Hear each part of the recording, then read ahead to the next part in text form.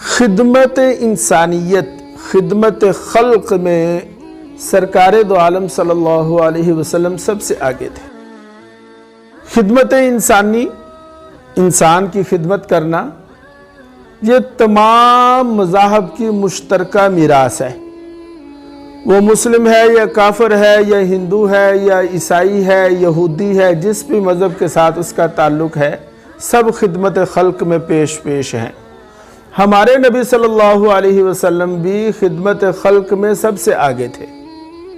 لیکن یہاں پر ایک چیز ہے جو نوٹ کرنے والی ہے، وہ یہ ہے کہ جب سرکار دو عالم صلی اللہ علیہ وسلم پر وحی نازل ہوئی، تب آپ کو یہ ریلائز ہوا کہ اصل خدمت خلق کیا ہے۔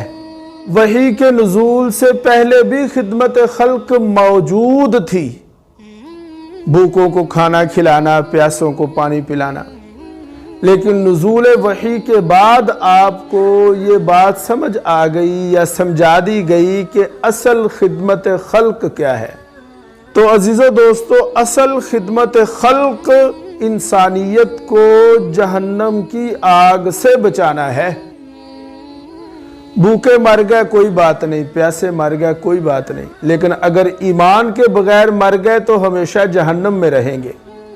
پھر میرے مصطفیٰ صلی اللہ علیہ وسلم نے اپنی باقی ساری زندگی اس خدمت خلق پر وقف کر دی کہ انسانیت کو جہنم کی آگ سے کیسے بچایا جائے۔